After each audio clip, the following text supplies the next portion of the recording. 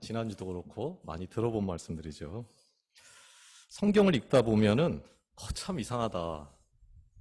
말이 안 되는 것 같은데 이런 게 성경 속에 있네. 틀린 말이 성경 속에 있을 일은 없는데 이걸 좀 물어보자니 나만 모르는 것 같기도 하고 어, 참 물어보기도 그렇고 에이 그냥 지나가자. 뭐 이런 구절들이 적지 않죠. 오늘 본문에는 그런 수상한 내용이 여러 개가 있습니다.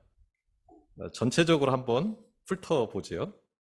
21절에 보면은 베드로가 묻습니다. 주님, 형제가 나한테 죄를 지으면 몇 번이나 용서할까요? 7번이면 될까요? 묻습니다. 유대 랍비들은 동일한 잘못에 대해서 3번까지는 용서를 해라. 이렇게 한계를 정해 주었습니다. 그러니까 이 베드로는 그걸 아는 베드로는 그거의 2배도 넘는 7번 이렇게를 제시하면은 충분할 거다. 이렇게 이제 생각을 했겠지요. 그런데 그 질문에 대해서 예수께서 7번뿐 아니라 70번씩 7번이라도 해라. 다시 말하면 숫자를 세지 마라. 무제한이다 그냥. 이렇게 말씀한 것입니다. 그러면서 오늘 본문에 나오는 비유를 듭니다. 본문에는 지금 죄에 대해서 물었는데 본문은 다 죄를 말하지 않고 뭐를 말하고 있냐면 빚에 대해서 말하지요. 이게 아람어인데 팔레스타인은 이제 아람어를 썼으니까 아람어는 빚과 죄가 똑같은 단어입니다. 빚을 이야기해야지 굉장히 쉽게 설명이 되니까 사실은 죄를 말하는 거예요.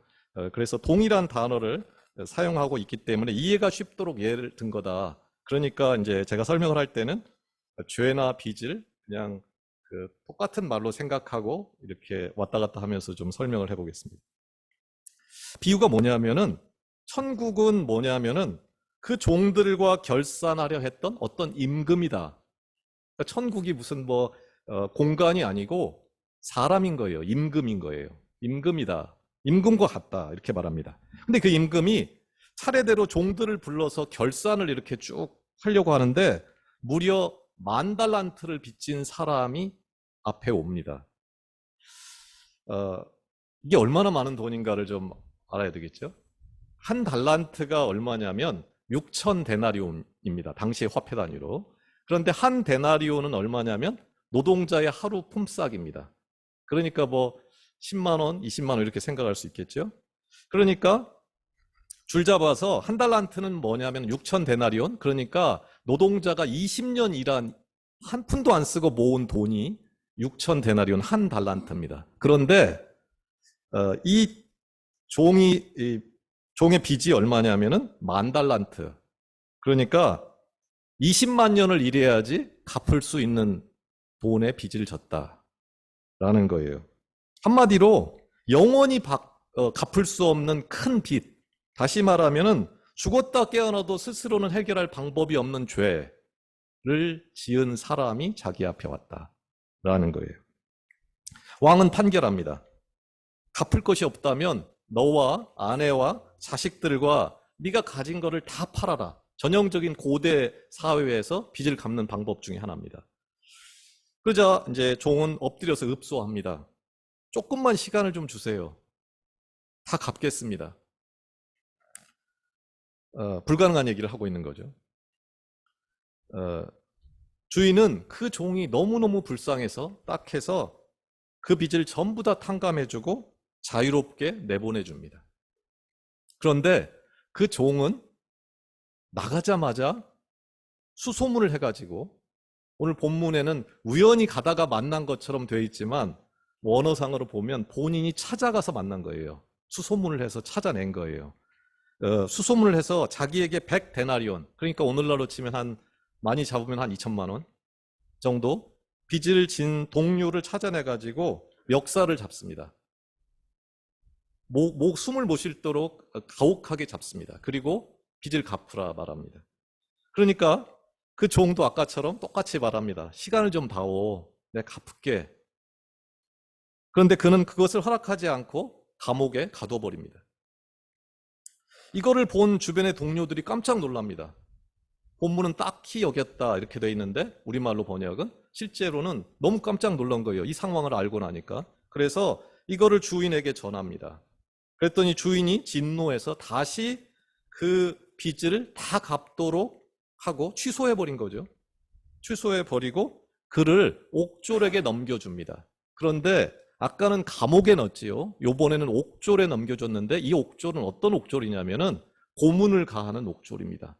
그러니까 극심한 고통 속에 빚을 다 갚을 때까지 넘겨줬으니까 20만 년 어치 일을 해야 되는데 불가능하지요. 그러니까 이거는 뭐를 하냐면 영원한 형벌을 말합니다.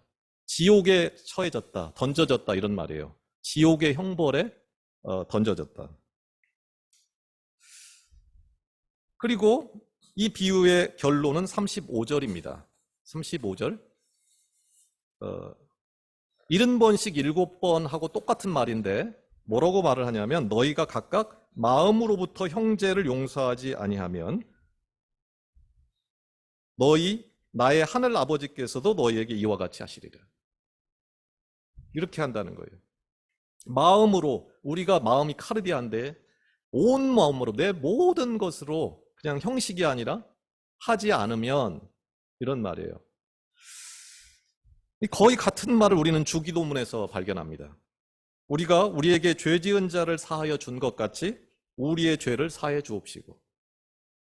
순서가 좀 뒤집혀 있는 것처럼 보이죠? 아까는 임금이 용서를 해주고 내가 용서를 하는 건데 이제 주기도문은 내가 마치 먼저 용서를 하면 하나님이 나를 실제로는 하나님이 사해 줬기 때문에 내가 죄를 용서하는 삶을 살아야 된다고 주기도문에서는 고백하는 겁니다. 어찌 보면 좀 단순하죠, 이 성경 구절이. 그냥 용서가 진짜 중요하다. 무조건 용서해. 그거 실천하라는 말이구나. 이렇게 지나갈 수도 있을 것입니다. 그런데 자세히 들여다보면 이상한 내용이 하나둘이 아닙니다. 몇 가지만 한번 보겠습니다. 먼저 좀 전에 말씀드린 대로 주인으로 표현된 분이 누구냐면 하나님이거든요. 하나님이 이랬다 저랬다 지금 하고 있는 거예요. 빚을 다 탕감해줘서 끝장난 건데 갑자기 그것을 취소해버립니다. 번복합니다. 하나님이 이랬다 저랬다 해도 되는 것일까요? 사람도 그러면은 좀 뭔가 신뢰를 잃을 판인데 그런가 하면은 세상에 어떤 종이 빚을 20만 년어치 연봉에 해당하는 빚을 질 수가 있을까요? 비현실적이죠. 또 그는 100데나리온 그러니까 한 2천만 원 정도 1천만 원 2천만 원 정도 받을 돈이 있어가지고 달라고 한 거예요. 좀 멱살을 잡고 오게 집어넣은 거는 조금 과했지요. 지나쳤지요. 그렇지만은 그 대가가 지옥이다. 영원한 형벌이다. 좀 너무 과해 보입니다. 또 불쌍히 여기지 않았다. 그랬더니 이 사악한 종아 가장 사악하다는 거예요. 그 사악함을 통해서 최악의 벌을 받는다. 그것도 좀 너무 이상하죠. 뭐 좀 더 들여다보면 몇 가지 더 이상한 것들이 잔뜩 있습니다. 이 비유는. 종의 입장에서 제가 좀 변호를 해보자면은 어쩌면 그 종은 베드로가 방금 이야기했던 7번 정도는 용서를 실천한 그러니까 인간 중에서는 최고의 인품을 가진 사람인지도 모릅니다. 이 사람은. 그는 주인에게 탕감을 받고 나서 너무 감사한 마음으로 마음에 결정을 했습니다. 나한테 빚진 사람 중에서 2천만 원 이하로 빚진 사람은 내가 다 탕감한다. 근데 빚이 좀 많은 사람, 그러니까 여기서 빚이 죄지요. 죄질이 좀 안 좋은 사람들은 요번에 좀 손을 볼 필요가 있다. 그래서 그 사람들을 찾아 나선 거예요. 이게 불쌍히 여길 만한 놈들이 아니다. 라고 생각한 겁니다. 자신이 할 수 있는 최대한의 한계치를 정하고 그리고 자비를 베푼 선한 사람이었을 수도 있습니다. 이 사람이. 그런데 그게 지옥행으로 연결됐다라는 거예요. 이 본문을 이해하기 위해서는 한 가지를 좀 이해할 필요가 있는데, 우리는 하나님의 은혜는 무한하다, 조건이 없다, 무조건적이다. 한번 구원받으면 영원히 구원받는 거다, 보장이 된다. 하나님은 그렇게 한없는 은혜의 하나님이다, 이렇게 지레 짐작하는 경향이 있습니다. 예수를 믿음으로 영단번에 영원히 구원을 얻는다, 이렇게 생각을 합니다. 구원은 오직 행위가 아니고 믿음을 통해서 그냥 선물로 주어진다, 그렇게 믿습니다. 따라서 삶이 변하는 거는 그 선택사항이지 그 필수가 아니다 라고 말합니다. 많은 부분에서 맞는 말입니다. 그런데 다른 것도 있죠. 그것은 은혜가 자격 없는 무자격자한테 주어지는 것은 맞습니다. 오늘 본문에 보면 10,000달란트 빚진 자, 그러니까 가장 나쁜 놈이에요. 이 세상에서 가장 큰 죄를 지은 그 사람도, 누가 봐도 저거는 구원의 대상이 안 될 것 같은 그 사람도 구원을 받을 수 있습니다. 구원으로 불러주십니다. 그런데 그 은혜를 입은 자의 삶은 33절의 말씀처럼 조건이 붙습니다. 조건이 붙습니다. 긍휼을 입은 자에게는 합당한 삶이 따라야 한다는 거예요. 내가 너를 불쌍히 여김과 같이 너도 다른 사람을 불쌍히 여기는 게 마땅하다는 거예요. 정리하면은 은혜는 자격이 없는 무자격자들에게 한없이 무제한적으로 제한 없이 주어집니다.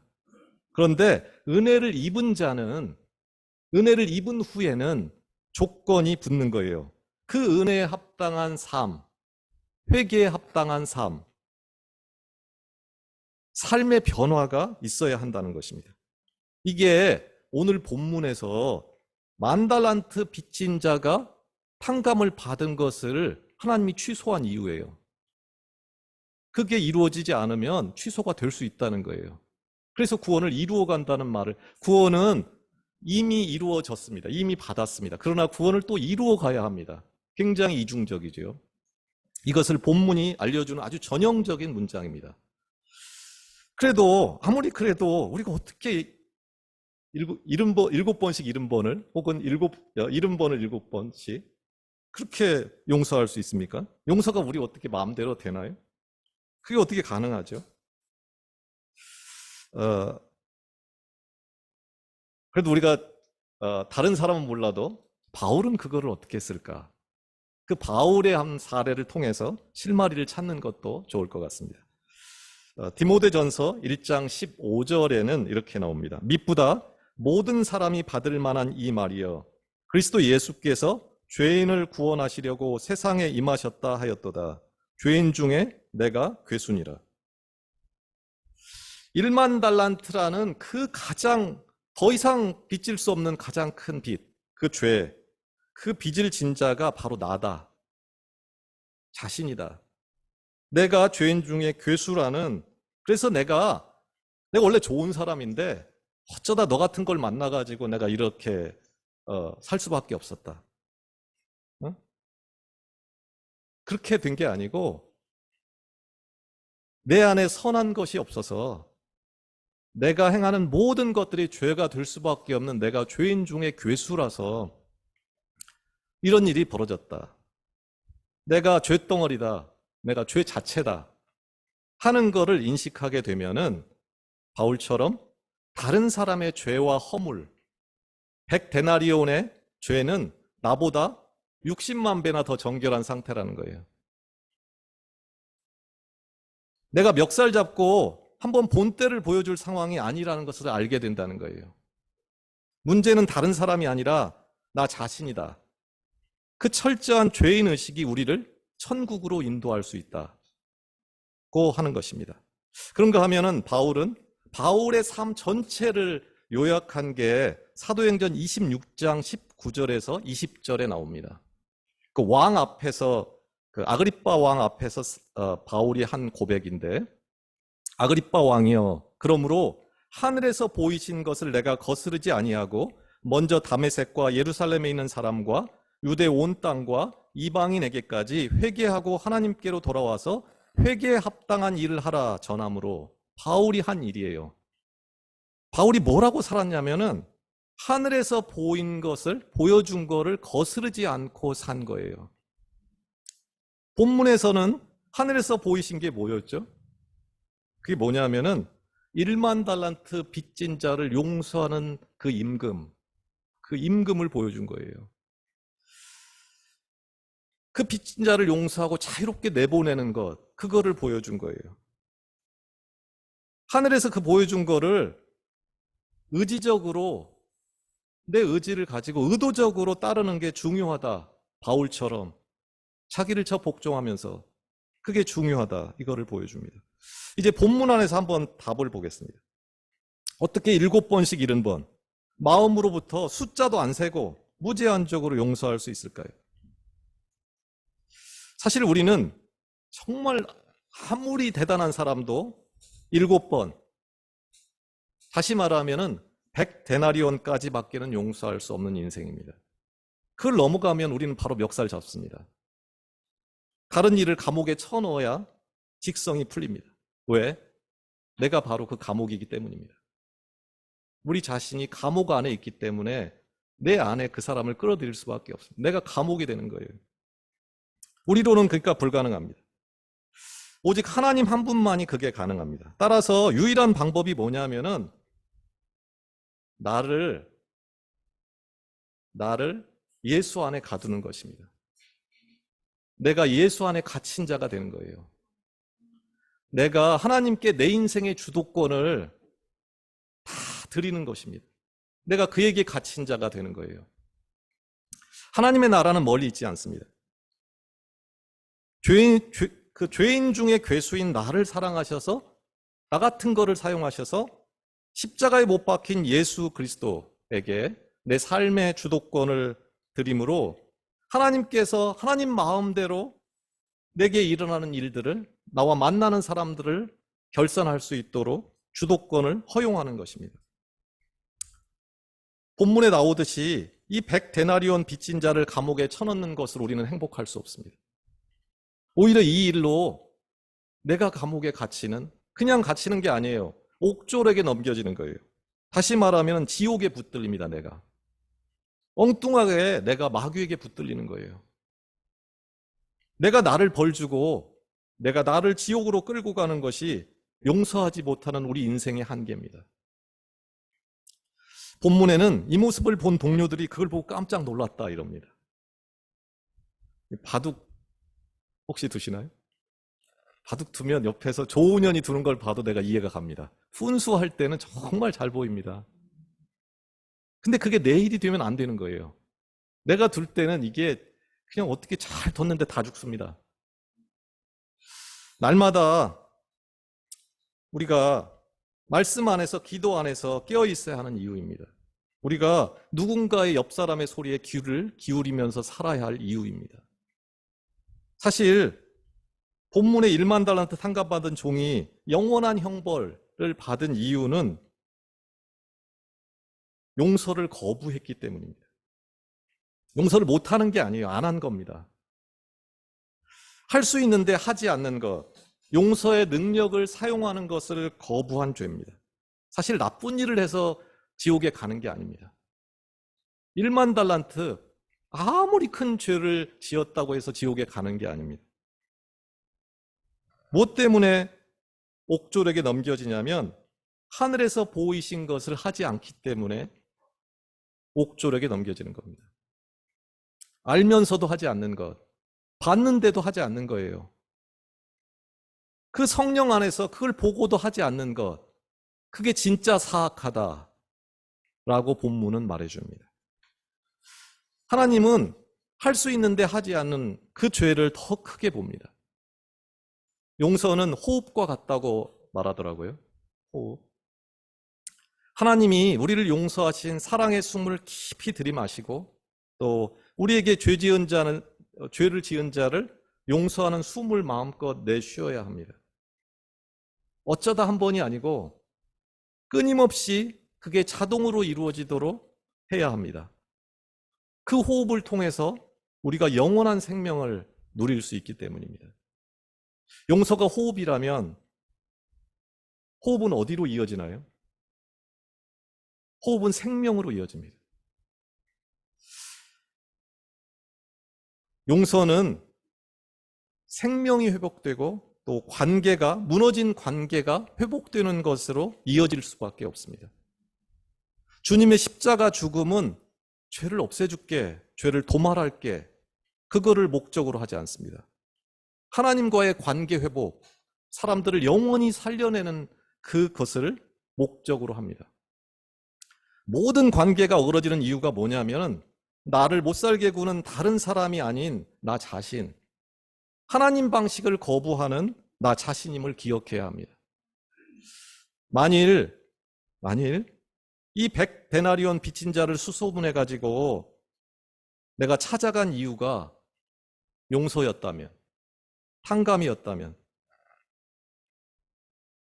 나는 진짜 나한테 기적이 일어났어. 내가 10,000달란트를 탕감받았어. 그게 너무너무 행복해. 내가 너를 왜 찾아왔냐면은 너의 빚을 탕감하고 싶어서 그걸 빨리 좀 알려주려고. 그래서 만약에 찾아왔다 이렇게 말했다면 그 둘의 관계는 어떻게 됐을까요? 보나마나 천국이었겠죠. 그게 억지로는 할 수 없습니다. 그러나 억지로 어떻게 한다고 해도 시간 문제지 우리는 결국 멱살 잡고 감옥에 그 사람을 가둘 수밖에 없습니다. 우리 자신이 감옥이기 때문이에요. 우리는 한계를 벗어날 수 없습니다. 그게 건강이든 그게 물질이든 그게 지식이든 그게 나이든 우리는 그 한계, 그 감옥에 갇혀 삽니다. 그런데 우리가 잘 아는 말씀이지요. 누구든지 그리스도 안에 있으면, 그리스도에게 묶여 있으면 새로운 피조물이라 이전 것은 지나갔으니 보라 새 것이 되었도다. 오직 예수 안에서 가능합니다. 말씀과 기도로 물들 때 죄인 중에 괴수인 나를 부르셔서 자녀를 삼으시는, 아들, 딸 삼으시는 그 사랑, 그 은혜, 그 감격, 그게 날마다 나를 새롭게 할 때만 그것이 가능합니다. 이 한 주간 다른 사람 원망하고 다른 사람 탓하고 100데나리온 빚진 자들을 몰아세우며 살았던 우리 삶을 돌아보기를 원합니다. 내 안에 10,000달란트의 죄악, 예수께서 놓아주고 살리라고 그래서 만나게 한 사람들을 옥에 가두고 예수 안에 살지 못하게 했던 그런 것들은 없었는지 깨닫게 해달라고, 회개의 영을 부어달라고 기도하는 한 주가 되기를 바랍니다. 바라기는 우리 교회가 누군가를 풀어주기 위한 작은 발걸음이 있는 교회, 천국적이고 탕감적이고 긍휼함이 있는 교회가 되기를 원합니다. 자격 없는 나를 부르사 하나님의 일을 하게 하시는, 그 하늘의 일을 하게 하시는 그 하나님의 초대에 기쁨으로 응답하는 우리가 될 수 있기를 원합니다. 복음성가 가사에 있는 것처럼 내 안에 한계를 넘어서 하나님께서 일하실 수 있도록 우리 자신을 내어드리는, 내 가정, 내 일터, 내 미래, 내 교회를 내어드림으로 그래서 용서가 즐거워지는, 그래서 용서로 호흡하는 우리가 될 수 있기를 예수 그리스도의 이름으로 축원합니다. 기도하겠습니다. 하나님 아버지, 우리가 일상에서 만나는 모든 결산 장면마다 동행해 주십시오. 누구를 만나든 어떻게 하면 풀어주고 놓아줄까 생각하게 하시고 지혜 주시기를 원합니다.